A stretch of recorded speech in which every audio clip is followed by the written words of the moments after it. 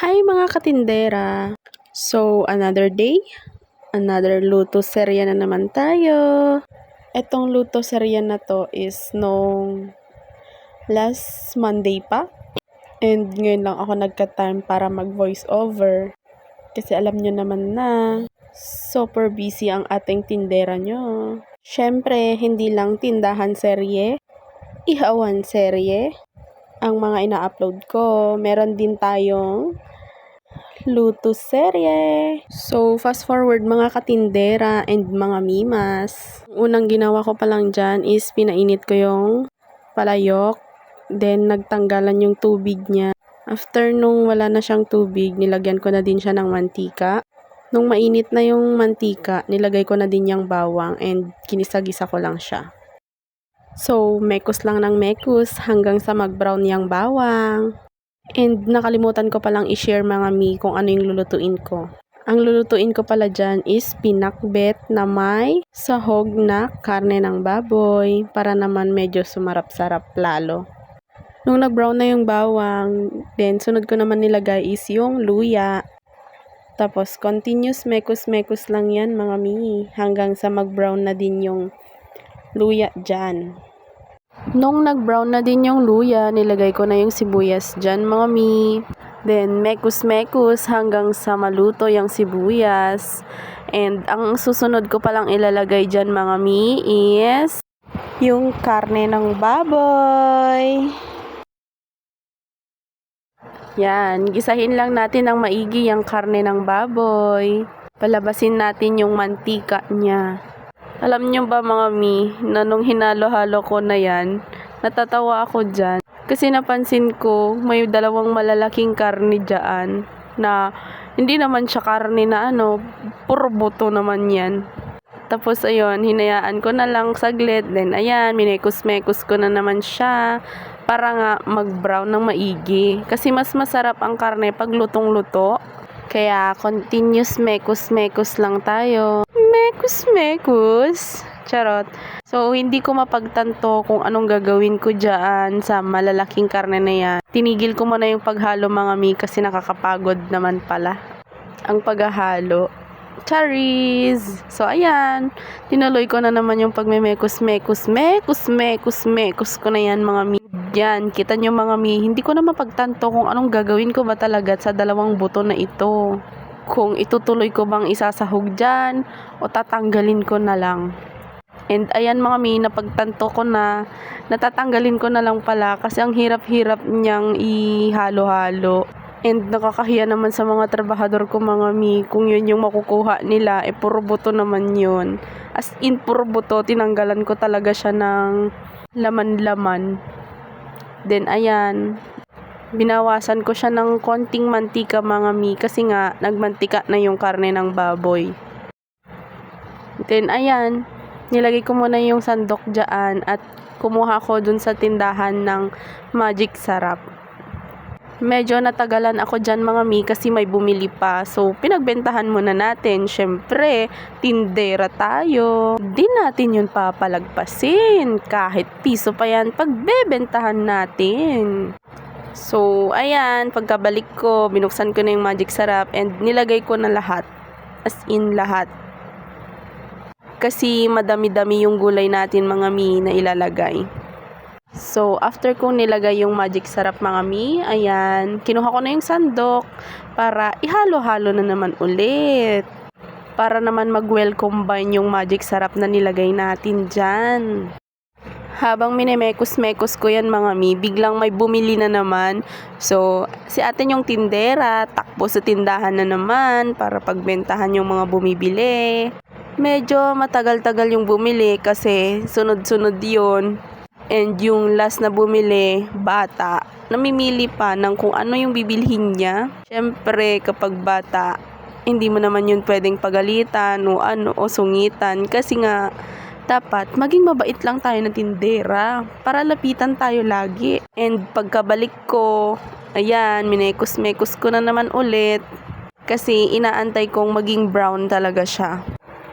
And after nan, binitawan ko na naman ulit yung sandok para hugasan yung mga gulay. Hinugasan ko yung okra, ampalaya, kalabasa, talong, and sili. Then, pagkatingin ko, hindi pa rin siya brown. Hindi ko pa rin makuha yung consistency niya. Kaya, hinalo-halo ko na lang ulit saglit. Tapos, binitawan ko na naman kasi naalala ko, may gagawin pa pala akong isa. Naalala ko, wala pa pala kaming kanin mga mi. My God. Malapit ko nang maluto tong ulam namin. Wala pa pala kaming kanin. So, syempre, hindi natin pwedeng iwan itong niluluto natin dito. Kaya si atin yung tindera, nag-utos na. Inutusan ko na dyan si Mister na magsaing na ng kanin. Syempre si Mister kahit ayaw, di yun magrereklamo. Kasi pag magrereklamo ka, mas lalong may susuyuin ka. Charat! So, syempre mga mi, kapag magrereklamo talaga yun sa akin, totuyuin talaga ako. Alam nyo ba na maiksi lang yung pasensya ko mga mi? Gaya niyang niluluto ko mga mi, alam nyo ba na naiinip na ako dyan? Gaya ng sa niluluto ko mga mi, naiinip na ako dyan sa totoo lang. Kaya ang ginawa ko, pinalagay ko na yung talong agad-agad. Tapos eto naman ako, todo halo para naman maluto na maigi yung talong. Huwag kayong mag-alala guys, kasi yung naglalagay dyan, pinaghugas ko muna, syempre. Syempre, ulam namin yan, alangan naman hindi yun maghuhugas. Kinamay-kamay niya, di ba? Sa kainipan ko dyan mga mi, nagsabay-sabay ko nang pinalagay yung ampalaya, okra, sitaw. Then, hinalo-halo ko lang ng konti. Tapos, ayan, pinalagay ko na din yung kalabasa para mabilisang luto na. Joke lang. So, ayan, minekos-mekos ko lang siya ng maigi para naman magpantay-pantay yung pagkalasa niya. Para naman yung iba, malagyan ng magic sarap na nilagay ko kanina sa may karne.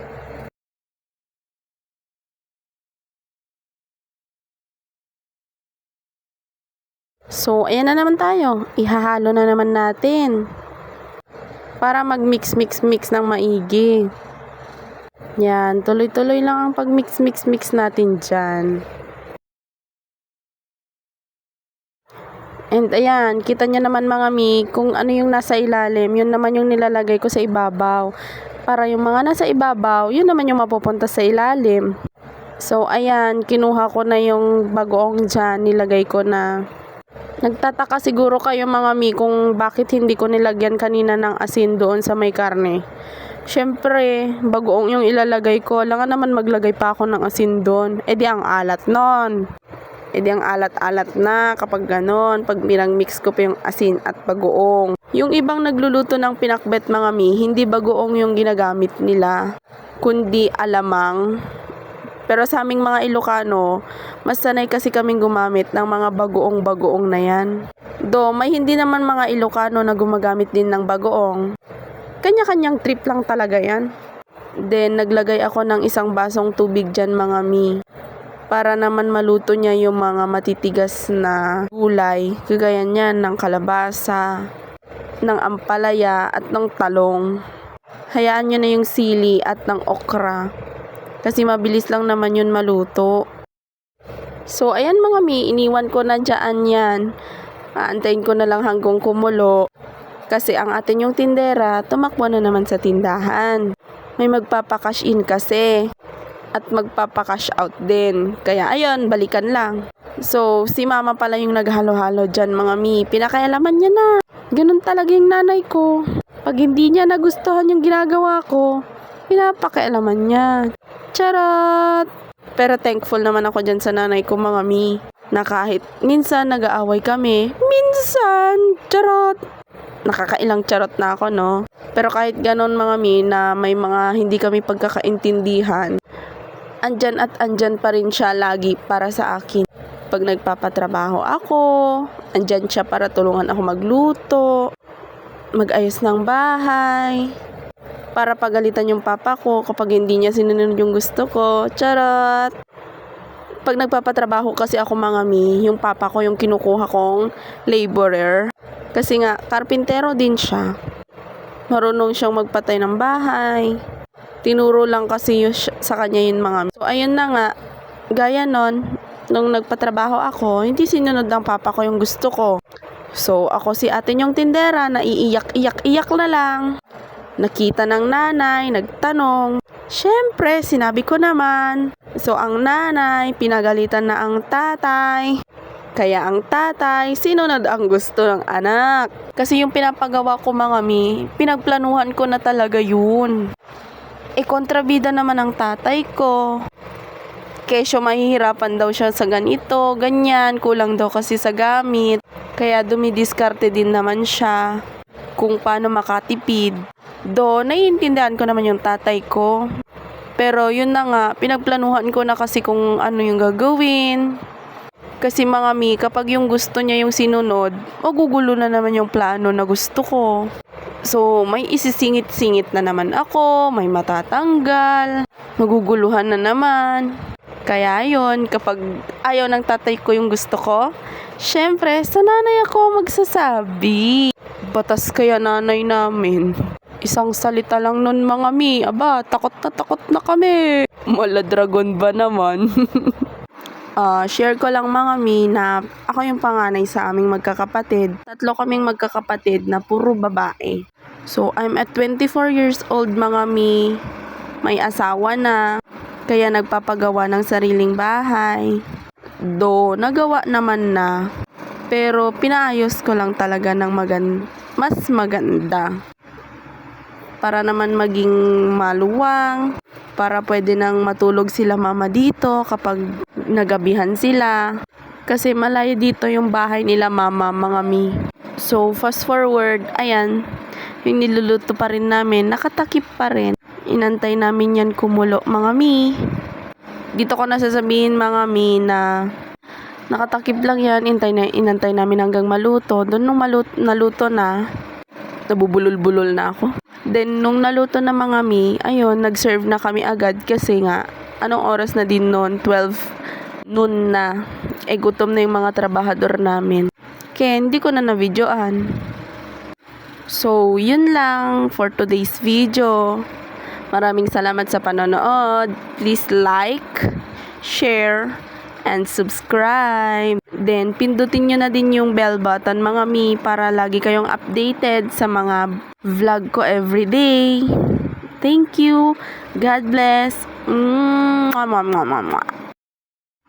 Please support my YouTube channel, Ating Tindera Jazel. Share, like, and subscribe. Thank you.